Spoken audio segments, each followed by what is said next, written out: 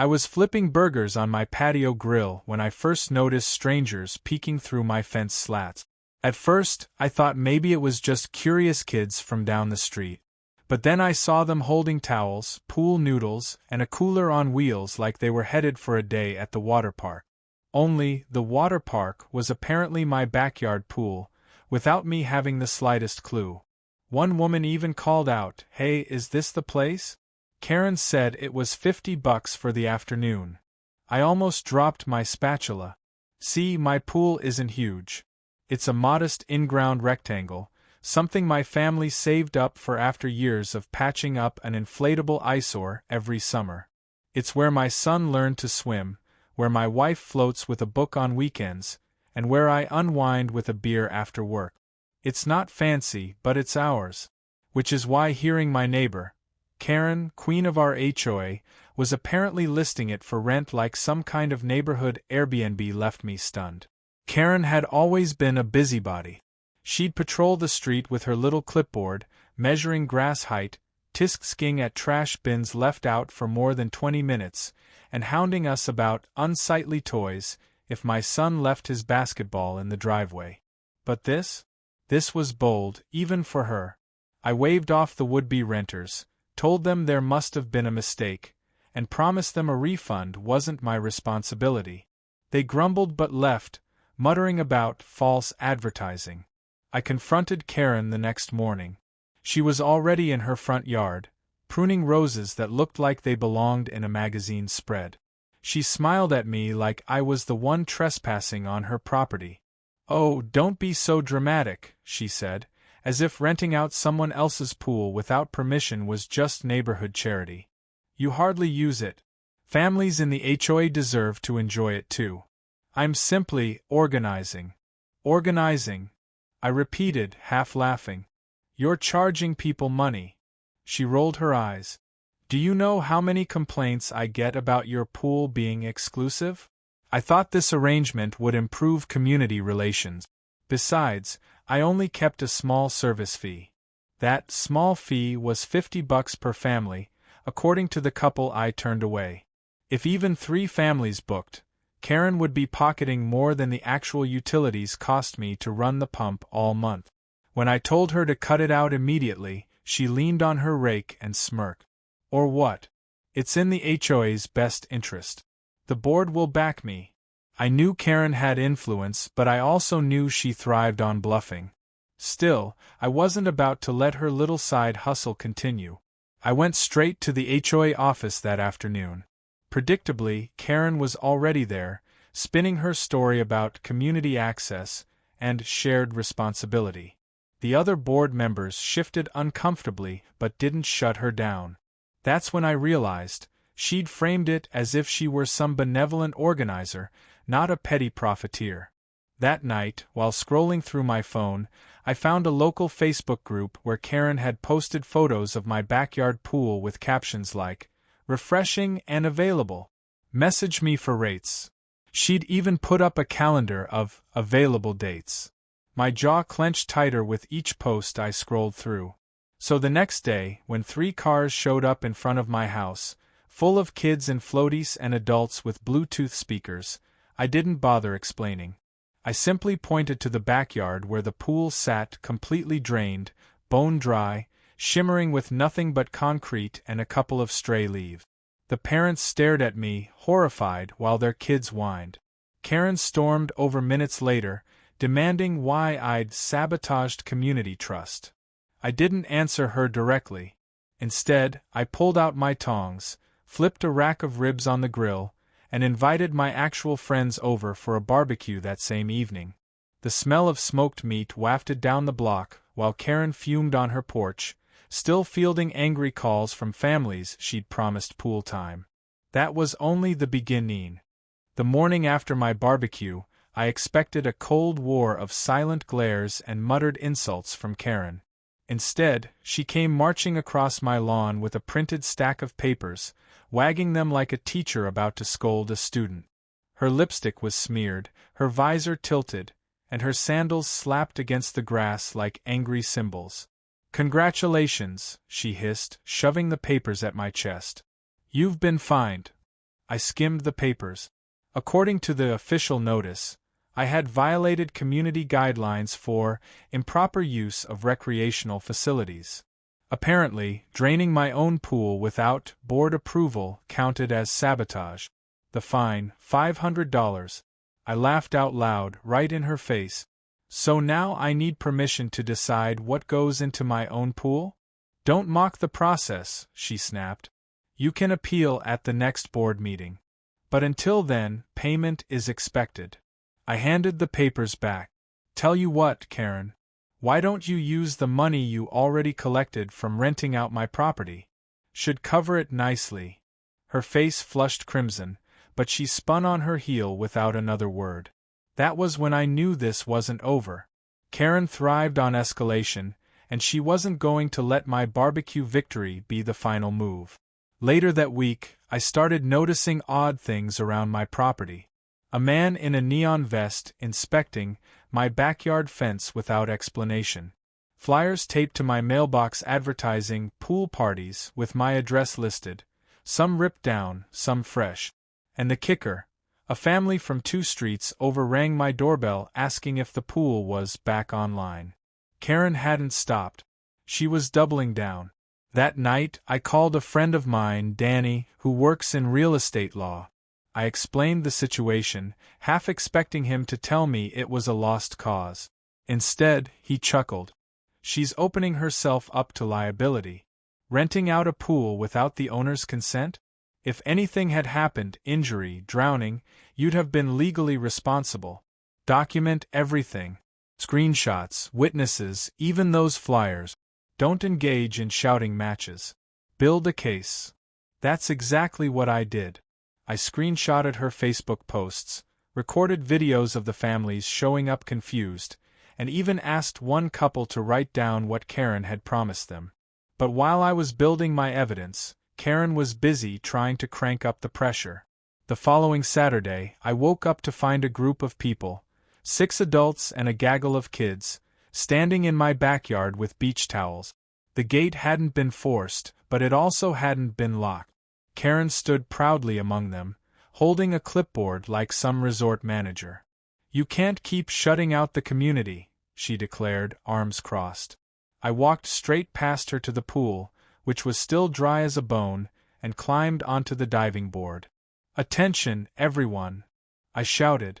This pool is closed indefinitely. There's no water, no rental, and no agreement with me. If you paid Karen, you've been scammed. The parents turned to her in confusion. One man asked, "So we're not getting a refund?" Karen stammered something about processing fees, but by then they were glaring at her like she'd sold them fake concert tickets. The crowd dispersed, muttering angrily, while Karen stayed behind, fuming. "You're humiliating me in front of my neighbors," she screeched. I looked her dead in the eye. "No, Karen. You're humiliating yourself. I'm just the stage." By that point, word had spread. My backyard had become neighborhood gossip central. Some people thought I was being petty, others thought I was a hero for standing up to her.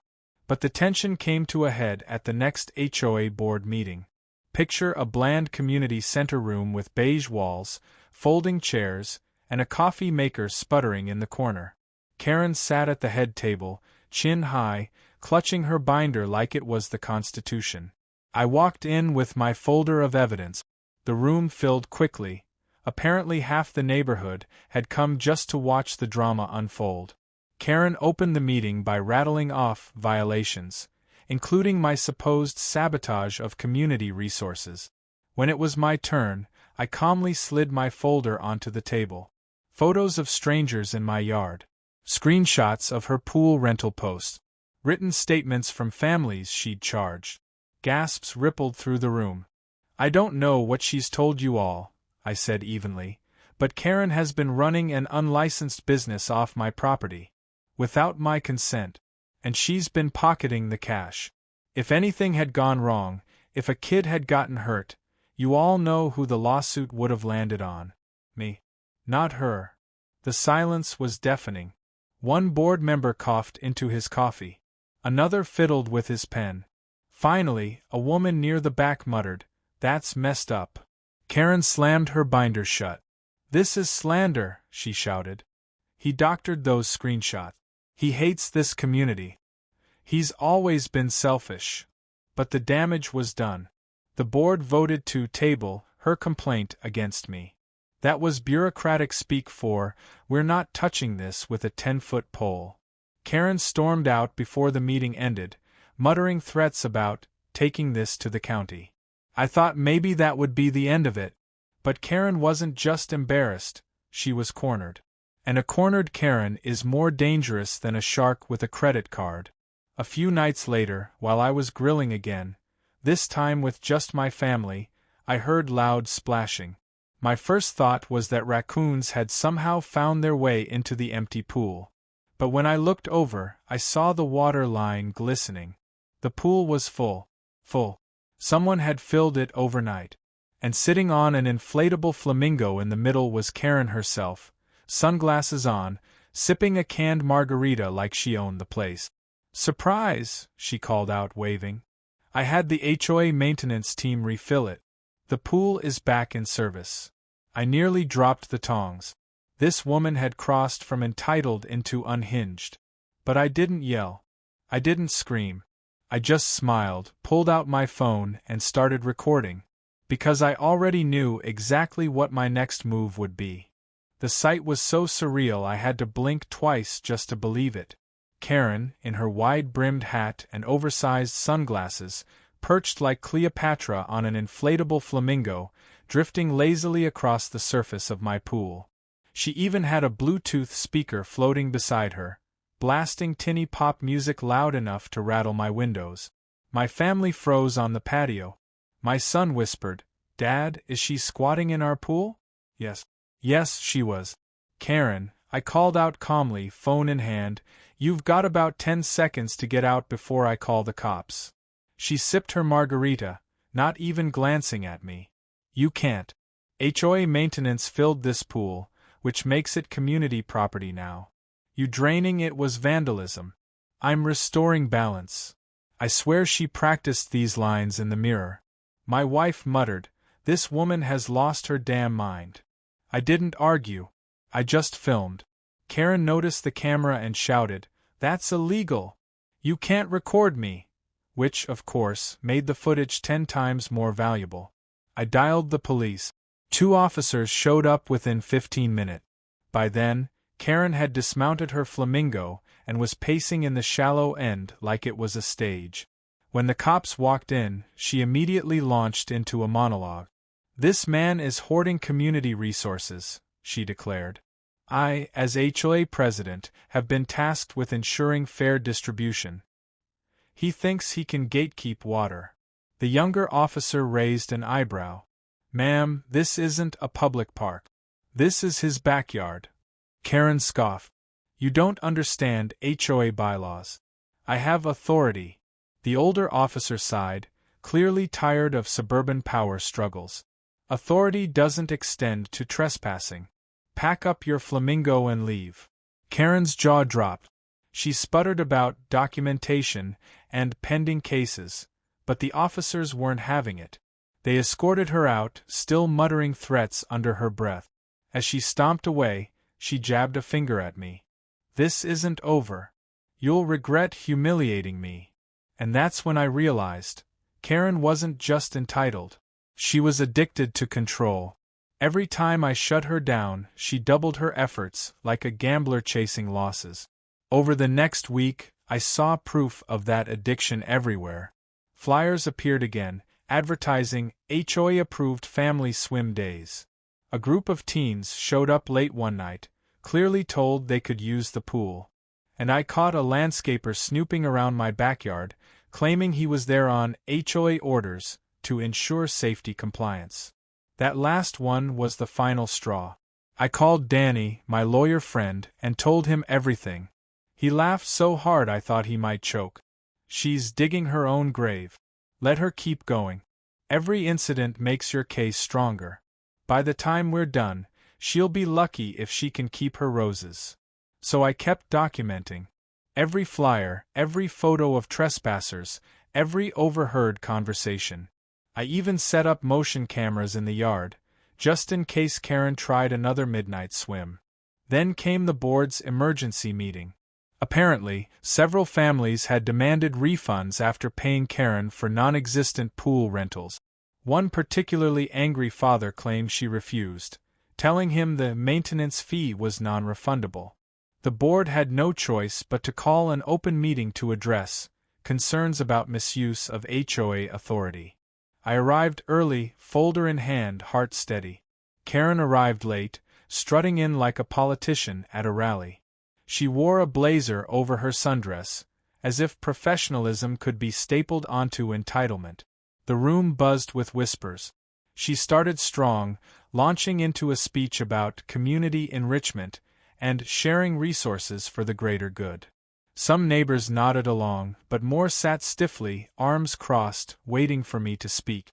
When my turn came, I didn't rant. I didn't raise my voice. I simply projected the photos and screenshots onto the meeting's cheap pull-down screen. Families arriving at my door with floaties. Karen floating on her flamingo. Her Facebook post listing, pool rentals available $50 per family. The room erupted in murmurs. One woman in the back shouted, "So that's why my kids were crying all afternoon." Another man muttered, "Unbelievable." Karen tried to cut in. "Those images are out of context." I spoke over her, calm but firm. "The only context is that my private property was exploited without consent. And the only person profiting was Karen. Not the HOA. Not the community. Just her." Silence. Heavy, damning silence. The board chair, a mild-mannered accountant named Bruce, finally cleared his throat. "Effective immediately, the board does not authorize any use of private property for communal rental purposes. Furthermore, any board member found misrepresenting community resources will be subject to removal." Karen slammed her binder shut so hard the glass broke. "This is a witch hunt," she screamed.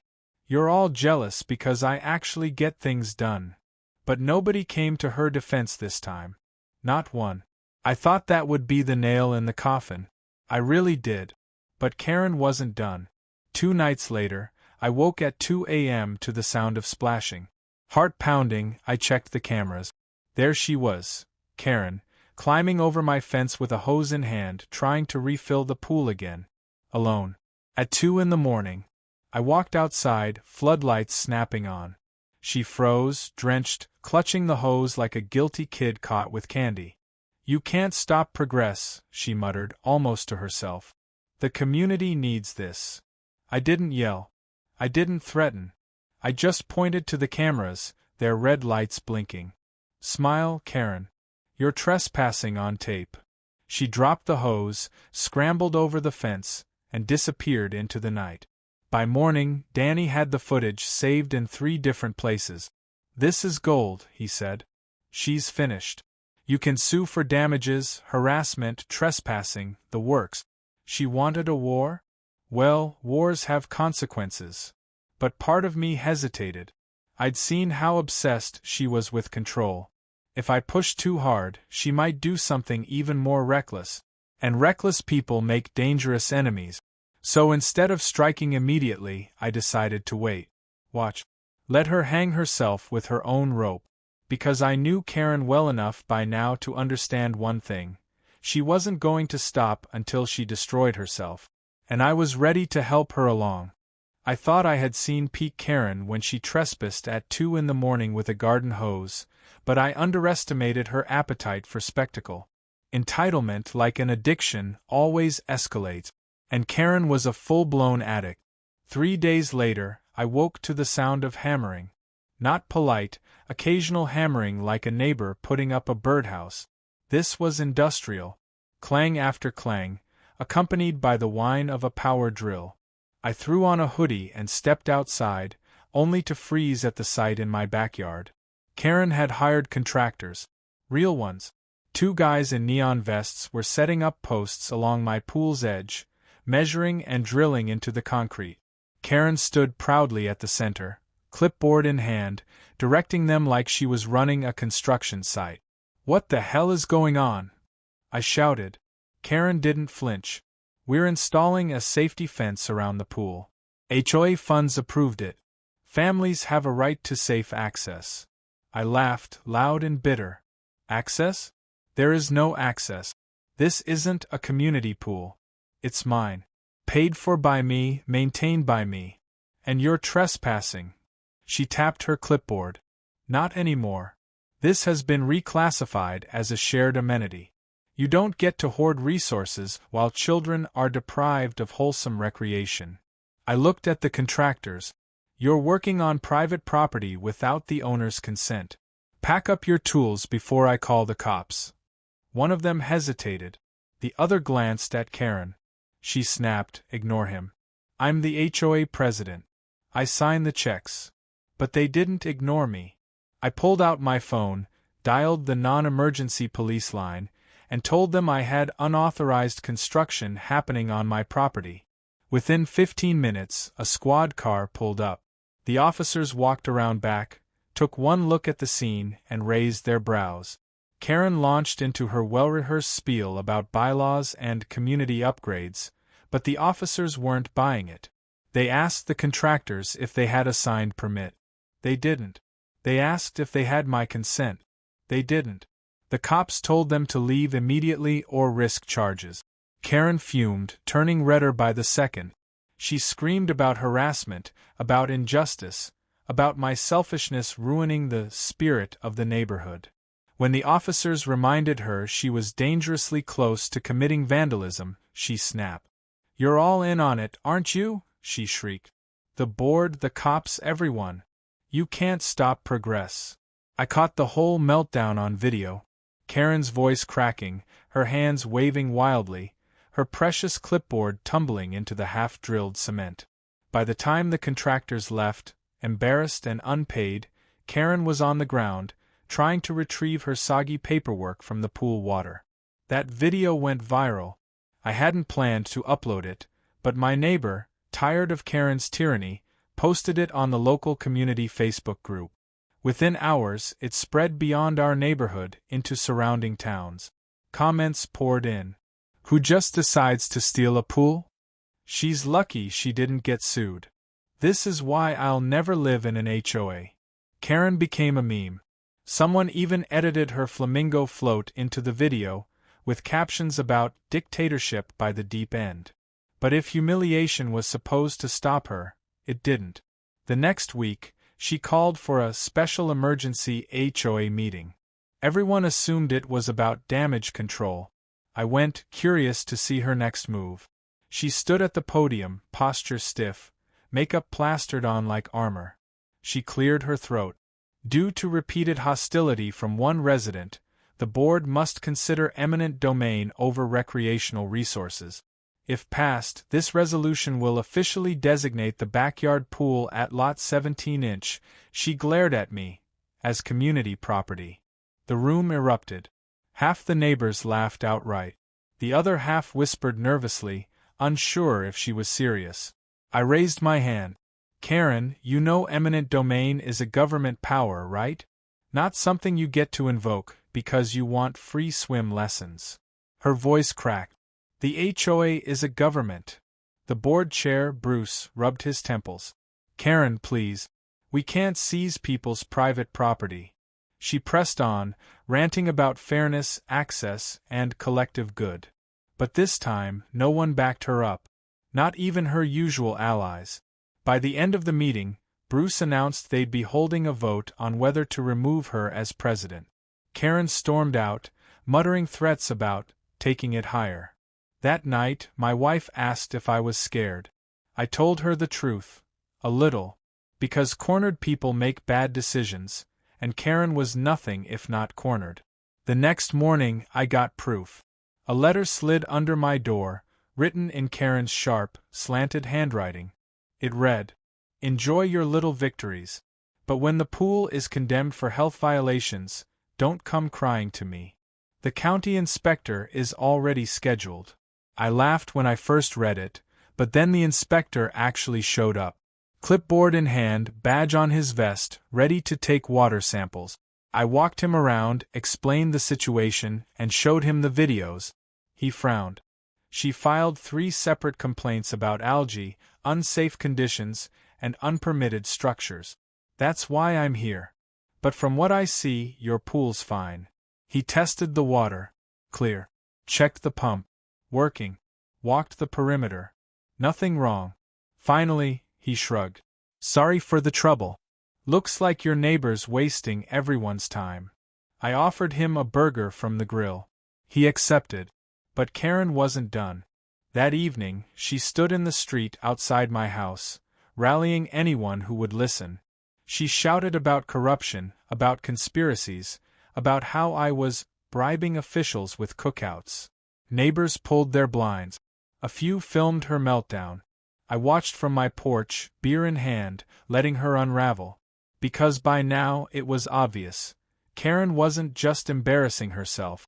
She was destroying her credibility one tantrum at a time. And soon, she wouldn't just lose the presidency. She'd lose the very thing she craved most: control. The night before the HOA vote to remove Karen as president, I didn't sleep. Not because I was afraid of losing, but because I couldn't predict how she'd implode when she realized her reign was finished. Karen didn't back down gracefully. She burned bridges, salted the earth, and then acted surprised when no one would rebuild with her. The meeting was scheduled for Saturday morning in the community center. By 8 a.m., the parking lot was overflowing. Word had spread far beyond our neighborhood. Thanks to the viral videos, people from neighboring communities wanted to see the show. Some came just for entertainment, others to gawk at the infamous pool Karen. When I walked in, the air buzzed with anticipation. People whispered, laughed, even pointed at me like I was some reluctant celebrity. I tried to ignore it, but inside, I felt like a boxer stepping into the ring for the final round. Karen made her entrance last, dramatic as always. She wore a red blazer that looked 2 sizes too small, a string of pearls, and heels that clicked against the linoleum like gunshot. She carried her clipboard even though half the papers were still wrinkled from falling in the pool weeks ago. The board chair, Bruce, called the meeting to order. Today's agenda is a vote on whether to remove Karen Whitmore as HOA president due to misconduct, misuse of authority, and community disruption. Karen shot up before he could finish. Objection, she barked, her voice cracking. This is a coup. A vendetta orchestrated by a selfish man who refuses to share his excess with the community. She jabbed a finger at me. He drained the pool. He mocked our children. He weaponized barbecues. The room erupted in laughter. Someone shouted, "Weaponized barbecues!" like it was a punchline. Even Bruce chuckled before regaining composure. "Mrs. Whitmore," he said carefully, "please. You'll have time to make your case." She launched into a tirade anyway, pacing like a trial lawyer in a bad drama. She accused me of everything from bribing cops to poisoning the water supply. She even claimed I staged the videos of her trespassing. "Deep fakes," she cried. "He used AI to make me look unhinged." I didn't interrupt. I didn't need to. Everyone in that room had either witnessed her antics firsthand or seen them plastered online. No amount of shouting could rewrite reality. When it was my turn, I stood and spoke simply. I didn't want this fight. I wanted to live quietly, enjoy my backyard, and mind my business. But Karen made that impossible. She rented out my property without consent. She trespassed. She harassed me and my family. She tried to turn this neighborhood into her personal fiefdom. And she failed. I held up the letter she'd slipped under my door, threatening to have the county condemn my pool. This isn't leadership. This is obsession. And it's time we end it. The vote wasn't even close. 47 in favor of removing her, 3 opposed, and 2 abstentions. Bruce announced the result. Karen froze, her mouth opening and closing like a fish pulled from water. "You can't," she shrieked. "I am this community." Security, yes, they'd actually hired security, stepped forward. Karen clutched her clipboard to her chest like a shield. "You'll regret this," she screamed as they gently but firmly escorted her out. "You'll all regret this." The moment the doors closed behind her, the room exhaled as one. Some people clapped, others hugged. A woman shouted, "Pool's safe again," and everyone laughed. But I didn't celebrate right away. Because I knew Karen. She wasn't the type to go quietly. Sure enough, 2 nights later, she staged her finale. At 3 a.m., floodlights snapped on in my backyard. My motion cameras picked up figures moving around the pool. I grabbed my phone and stepped outside, ready for raccoons, or maybe teens sneaking in for a midnight swim. Instead, I found Karen and 2 accomplices, her sister and brother-in-law, judging by the resemblance, trying to dump giant bags of powdered chlorine into the water. "Caught you," I said, my voice cutting through the night. Karen spun, her hair wild, her pearls askew. "This pool is a hazard. I'm sanitizing it for the children. By overdosing it with chemicals?" I laughed. "You're not saving anyone. You're vandalizing," she shrieked, lunging at me with a scoop of powder. I stepped back, filming the whole thing. My wife had already called the police. By the time they arrived, Karen was ranting in circles, her helpers trying to melt into the shadows. The cops arrested them for trespassing and attempted property damage. The next day, the footage made the rounds online. Karen, flailing with a chlorine scoop, screaming about the children. It was absurd, tragic, and darkly hilarious all at once. That was the final nail. Karen's removal from the board became permanent. Her fines piled up. Lawsuits from scammed families loomed. She even had to put her house up for sale within months. The queen of the HOA, dethroned by her own ego. As for me, I drained the pool again, this time on my own terms, and refilled it slowly, just for my family. On the day it was ready, I threw another barbecue. Bigger than the first. Half the neighborhood came. We grilled ribs, played music, and watched kids cannonball into the water. Standing there with a plate of brisket in my hands, watching everyone laugh and splash, I realized something. Karen thought she could control us through fear and rules and endless drama. But what she never understood was that real community comes from choice, not coercion. When the sun dipped low and the sky turned pink, one of my neighbors raised a beer toward me. "To the man who beat Pool Karen," he shouted. The whole yard cheered. I smiled, raised my own glass, and answered, "To the end of tyranny, one barbecue at a time." And for once, the neighborhood felt free.